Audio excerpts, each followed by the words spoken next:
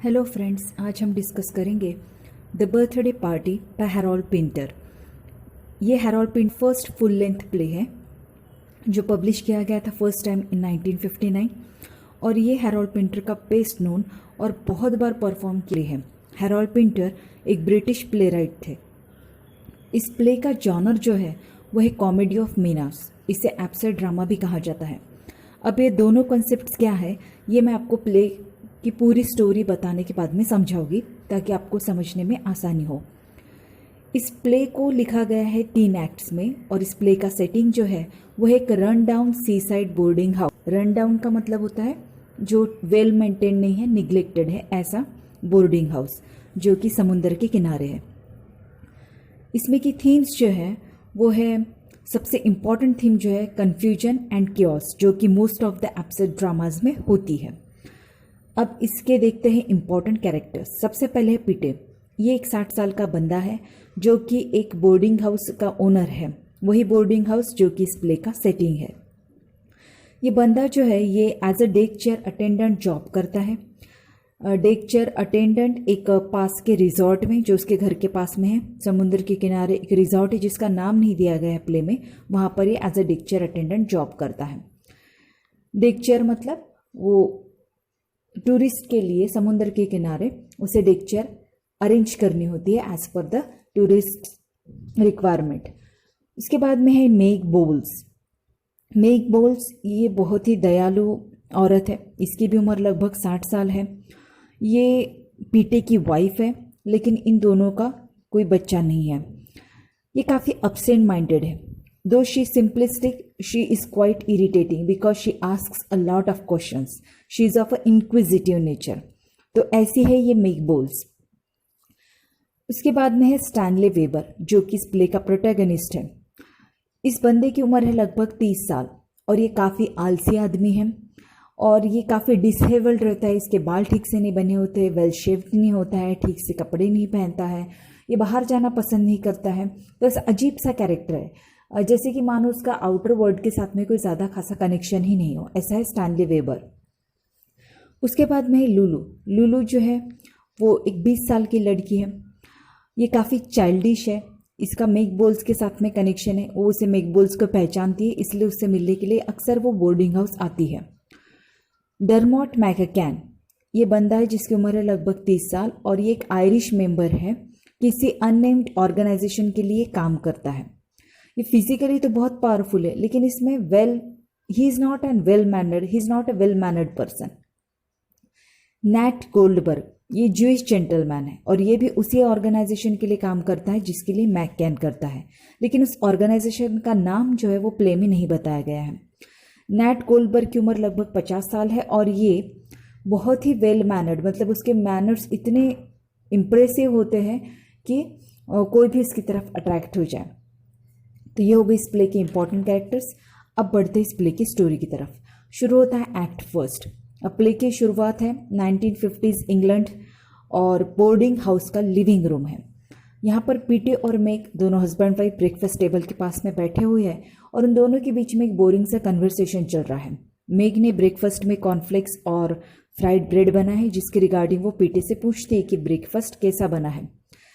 तभी पीटे और मेग के बीच में रिगार्डिंग वेदर ऐसा कुछ टीडियस सा कन्वर्सेशन चल रहा होता है। तभी पीटे मेग को इन्फॉर्म करता है कि कल रात बीच पर उसे 2 लोग मिले थे और वो इस बोर्डिंग हाउस में कुछ समय के लिए रहना चाहते हैं। ये सुनकर मेग पहले तो थोड़ी सी बोर हो जाती है लेकिन फिर वो कहती है कि वो गेस्ट्स के लिए रूम रेडी रखेगी। इसके बाद में मेग स्टैनले को बुलाने के लिए ऊपर चली जाती है और स्टैनले जो है वो मेग के पीछे पीछे चला आता है। स्टैनले ने चश्मा लगाया हुआ है और एज यूजुअल वो अनटाइडी है, डिसेबल्ड है and he is a very unfriendly kind of a person. ज़्यादा बातचीत करना, घुल मिलना उसे नहीं पसंद है। अब स्टैनले के आने के बाद में पीटे अपने काम पर चला जाता है। अब स्टैनले और मेग ब्रेकफास्ट टेबल के पास में बैठे हैं। मेग जो है वो स्टैनले को भी ब्रेकफास्ट सर्व करती है, कॉर्नफ्लेक्स एंड फ्राइड ब्रेड। इसके बाद में दोनों के बीच में जो कन्वर्सेशन चलता है उसके दौरान स्टैनले मेग को क्रिटिसाइज़ करता है कि वो एक अच्छी हाउसवाइफ नहीं है, वो अपने हस्बैंड को 1 कप चाय तक नहीं दे सकती है। और उन दोनों के कन्वर्सेशन के दौरान मेग जो है वो स्टैनले से फ्लर्ट करना शुरू कर देती है, जिससे हमें ये समझता है कि इनका रिलेशन सीधा तो नहीं है। उसके बाद में मेग जो है वो शॉप पे जाने के लिए निकलती है। इतने में उसे दरवाजे पर मिलती है लूलू। लूलू के हाथ में एक बल्कि पैकेज होता है, जिसे देखकर मेग उसे कहती है कि वो उस पैकेज को लिविंग रूम में छोड़ दे, लेकिन ध्यान रखे कि वो स्टैनले के हाथ ना लगे। इसके बाद में मेग वहाँ से चली जाती है और फिर लूलू और स्टैनले के बीच में कन्वर्सेशन होता है, जिसके दौरान लूलू जो है वो स्टैनले को कहती है कि उसने बाहर जाना चाहिए, लोगों से मिलना चाहिए, और वो स्टैनले के साथ में फ्लर्ट करने की कोशिश भी करती है। इसके बाद में लूलू वहाँ से चली जाती है और स्टैनले भी किचन के डोर से होता हुआ वापस अपने कमरे में चला जाता है। इतने में वहाँ पर आते हैं वो दो जेंटलमैन जो कि पीटे को लास्ट नाइट बीच पर मिले थे। इन दोनों के आने के बाद में प्ले में एक अलग सा मिस्टीरियस एटमॉस्फेयर क्रिएट हो जाता है, मानो उस बोर्डिंग हाउस में कोई काम तमाम करने के लिए आए हैं। वो काम जो करने के लिए आए हैं वो रिलेटेड विद स्टैनले वेबर है, बट वो काम क्या है ये हमें नहीं पता। इसके बाद में गोल्डबर्ग और मैककैन के बीच में जो कन्वर्सेशन होता है उसमें गोल्डबर्ग मैककैन से कहता है कि जो काम हम इस बोर्डिंग हाउस में करने आए हैं वो इतना भी डिफ़िकल्ट नहीं है जितना हम रोज़ करते हैं, हम इसे कर लेंगे। इतने में वहाँ पे मेग आती है और उन दोनों से मिलती है। गोल्डबर्ग के मैनर्स देखकर वो काफ़ी इम्प्रेस हो जाती है और गोल्डबर्ग जो है वो बातों ही बातों में मेग से स्टैनले के बारे में पूछता है। तो मेग बताती है कि स्टैनले पहले काफ़ी सक्सेसफुल पियानिस्ट हुआ करता था। वो ये भी बताती है कि आज स्टैनले का बर्थडे है, जिसे सुनने के बाद में गोल्डबर्ग के सजेस्ट करता है कि क्यों ना हम स्टैनले के लिए एक बर्थडे पार्टी रखें, जिस पर मेग हामी भर देती है। अब स्टैनले, गोल्डबर्ग और मैककैन अपने कमरे में चले जाते हैं, फिर आता है स्टैनले। अब स्टैनले और मेग जब बातचीत कर रहे होते हैं तो मेग के मुंह से गोल्डबर्ग का नाम सुनने के बाद में स्टैनले थोड़ा डिस्टर्ब हो जाता है।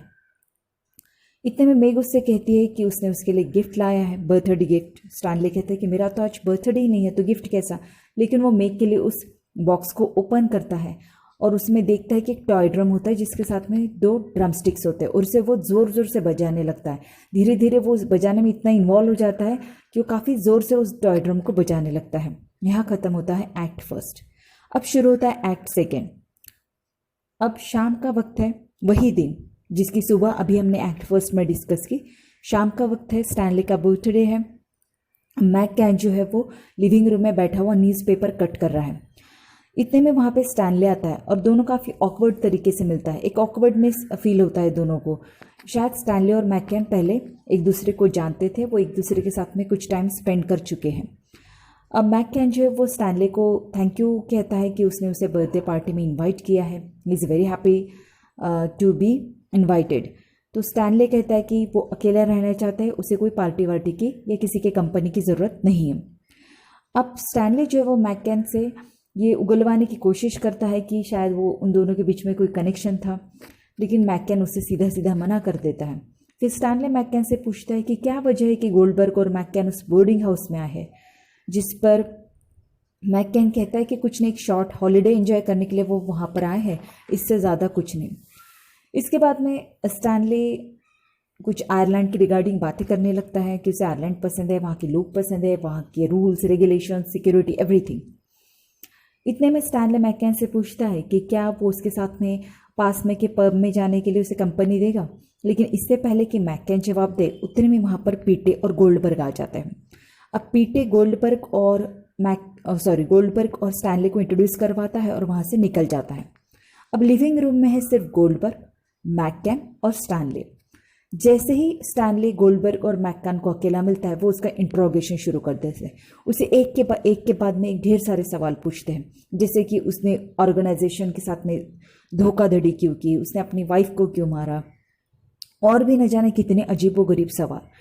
अब स्टैनले पहले तो जवाब देने की कोशिश करता है, लेकिन जैसे इन दोनों के सवाल काफ़ी रिडिकुलस होते जाते हैं, नॉनसेंसिकल होते जाते हैं और एक के बाद में एक इतने सवाल उससे पूछते हैं कि स्टैनले को गुस्सा आ जाता है और वो गोल्डबर्ग के पेट में घुसा मार देता है। इसके बाद में मैककैन और स्टैनले एक दूसरे को चेयर से मारने ही वाले होते कि इतने में मेग आ जाती है उस टॉय ड्रम को बजाते हुए, जिसके बाद में दोनों चेयर्स नीचे रख देते हैं और ऐसा दिखाते हैं मानो जैसे कुछ हुआ ही नहीं हो।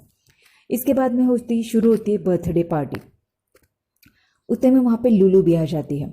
अब पार्टी शुरू होने के बाद में लूलू और गोल्डबर्ग के बीच में फ्लर्टिंग शुरू हो जाती है और इधर मेग और मैककैन एक दूसरे से आयरलैंड के रिगार्डिंग बातचीत करने लगते हैं। और जिसका बर्थडे है स्टैनले, वो बेचारा एक कोने में अकेला बैठा होता है। इतने में मेग सजेस्ट करती है कि क्यों ना हम ब्लाइंड मैन्स बफ खेले, जिसके लिए सब तैयार हो जाते हैं। जब स्टैनले का टर्न आता है कि उसके आंखों पर पट्टी बांधी जाए, तो ये मैककैन क्या करता है कि उसके आंखों पर पट्टी कुछ इस तरीके से बांधता है कि बेचारे का चश्मा टूट जाता है। और पट्टी बांधने के बाद में वो स्टैनले के रास्ते में उस टॉय ड्रम को रख देता है ताकि स्टैनले जो है वो गिर जाए। अब टॉय ड्रम तो टूट ही जाता है स्टैनले के रास्ते में रखने की वजह से, और स्टैनले जो है वो मेग के ऊपर उससे टकरा जाता है, उसके ऊपर गिर जाता है और उसका गला दबाने की कोशिश करता है। इतने में लाइट चली जाती है और लुलू की आवाज़ आती है, लुलू की चीखने की आवाज़ आती है। अब जब गोल्डबर्ग और मैककैन लुलू को ढूंढने की कोशिश करते हैं तो मैककैन जो है वो एक टेबल की तरफ टॉर्च लाइट गिराता है जहाँ पर लुलू बेहोश नज़र आती है और उसके ऊपर जो है स्टैनले खड़ा होता है, मानो कि वो लुलू का रेप करने की कोशिश कर रहा हो। अब जैसे ही स्टैनले के फेस की तरफ लाइट जाता है तो वो अजीब तरीके से पागलों की तरह स्माइल कर रहा होता है, हंस रहा होता है। तो यहाँ ख़त्म होता है एक्ट सेकेंड। अब शुरू होता है act third. Next day morning, again Petey is reading a newspaper as usual in his living room. इतने में मेग जो है वो स्टैनले को आवाज़ लगाती है, जैसे वो स्टैनले से बात कर रही हो, उसे नहीं पता होता है कि पीटे बैठा हुआ है। जैसे वो देखती है कि पीटे वहाँ पर है, न कि स्टैनले, वो बताती है कि उसके पास मैच कॉर्नफ्लेक्स नहीं है, वो ब्रेकफास्ट नहीं बना सकती है और उसके सिर में थोड़ा सा दर्द भी है। वो ये भी बताती है कि कल टॉय ड्रम टूट चुका है, जिस पर पीटे कहता है कि वो कभी भी दूसरा टॉय ड्रम खरीद के ला सकती है। अब पीटे जो है वो मेग को ऊपर जाने से रोकता है, वो कहता है कि स्टैनले को सोने दे करके। इतने में मेग जो है वो पीटे से कहती है कि वो स्टैनले को बुलाने के लिए जाने वाली थी चाय लेने के लिए, लेकिन उसे मैककैन ने रोक दिया, ये कहकर कि स्टैनले ने अपनी चाय ऑलरेडी ले ली है। अब इसके बाद में मेग जो है वो फूड शॉपिंग के लिए चली जाती है क्योंकि उसके कॉर्नफ्लेक्स ख़त्म हो चुके हैं। अब वो जा रही होती है कि दरवाजे में उसे नज़र आती है एक कार जो कि पार्क होती है, जिसे देखकर उसके दिमाग में कई सारे सवाल उठते हैं। तो वो तुरंत वापस आती है ये पूछने के लिए कि ये कार किसकी है, जिस पे पीटे कहता है कि कार जो है वो गोल्डबर्ग की है। अब उतने में गोल्डबर्ग लिविंग रूम में आता है तो मेग उससे काफ़ी सारे सवाल पूछती रिगार्डिंग उस कार को लेकर, लेकिन गोल्डबर्ग उसके किसी भी सवाल का कोई जवाब नहीं देता है। फिर मेग वहाँ से चली जाती है। अब पीटे और गोल्डबर्ग बातचीत कर रहे होते हैं रिगार्डिंग स्टैनले। पीटे पूछता है कि स्टैनले नीचे क्यों नहीं आया, उसे क्या हुआ है, जिस पर गोल्डबर्ग कहता है कि उसे नर्वस ब्रेकडाउन हुआ है। तो पीटे कहता है कि तुम्हें कैसे पता। तो गोल्डबर्ग कहता है कि मुझे पता है और मैं उसे एक डॉक्टर के पास में भी लेके जाने वाला हूँ जो मेरे काफ़ी अच्छे से पहचान का है, जिसका नाम है मोंटे। अब पीटे ये सजेस्ट करता है कि उसे यहीं रहने दिया जाए स्टैनले को, और उसे यहीं डॉक्टर को बुलाकर दिखवा दिया जाएगा, लेकिन गोल्डबर्ग उसके किसी भी सजेशन की तरफ ध्यान नहीं देता। इतने में मैककैन जो है वो बैग्स लेकर आता है और बोलता है कि ऊपर स्टैनले जो है वो अपने ब्रोकन ग्लासेस को जोड़ने की कोशिश कर रहा है। तो पीटे कहता है कि उसे बुलाओ, मैं उसके ग्लासेस खुद ही सेलो टेप से ठीक करवा दूंगा। तो इस सजेशन पर भी गोल्डबर्ग कुछ खासा रिप्लाई नहीं करता है, कहता है कि तुम्हारे हेल्प की कोई ज़रूरत नहीं है। इसके बाद में पीटे जो है वो अपने हाउस के गार्डन में कुछ काम करने के लिए चला जाता है। तो उससे ये कहता है गोल्डबर्ग कि क्यों ना तुम अपने डेक चेयर अटेंडेंट का जॉब करने के लिए चले जाते, वहाँ पे टूरिस्ट तुम्हारा वेट कर रहे होंगे। तो पीटे कहता है कि नहीं, मैं अपना गार्डनिंग का काम ही ख़त्म करूँगा। इतने में मैककैन और गोल्डबर्ग के बीच में छोटा सा आर्ग्यूमेंट होता है, जिसके दौरान मैककैन एक्चुअली गोल्डबर्ग से 2-3 बार पूछता है कि क्या वो स्टैनले को लेकर नीचे आए। तो गोल्डबर्ग कुछ रिप्लाई नहीं करता, जिसकी वजह से मैककैन को गुस्सा आता है और वो उसे सीमे कहकर बुलाता है। अब ये नाम सुनते ही गोल्डबर्ग को काफ़ी गुस्सा आ जाता है और उन दोनों के बीच में छोटी सी झड़प होती है। उसके बाद में वहाँ पर आती है लुलू। लुलू के आने के बाद में लुलू सबसे पहले मैककैन वहाँ से चला जाता है ये कहकर कि मैं 5 मिनट में वापस आ जाऊँगा। अब लुलू जो है वो गोल्डबर्ग से कहती कि कल रात तुमने मेरा फ़ायदा उठाने की कोशिश की, जो मुझे बिल्कुल पसंद नहीं आया। मेरा पहला लवर था एडी, उसने कभी ऐसा कुछ नहीं किया। तुमने जो मेरे साथ में किया वो गलत किया। लुलू ये भी कहती है कि उसने गोल्डबर्ग का एक ब्रीफकेस ओपन किया था, मिस्टीरियस ब्रीफकेस, और उसमें उसने क्या है ये भी देखा है। जैसे ब्रीफकेस का नाम सुनता है तुरंत मैककैन लिविंग रूम में आता है और उसे थ्रेटनिंगली, मतलब जैसे कि मानो लुलू को धमकी दे रहा, उससे पूछ रही है कि क्या तुम्हें कुछ कन्फेस करना है, जिसे सुनते ही लुलू वहाँ से भाग जाती है। अब स्टैनले उतने में नीचे आता है, जो कि फर्स्ट टाइम काफ़ी क्लीनली शेव्ड है, वेल ड्रेस्ड है।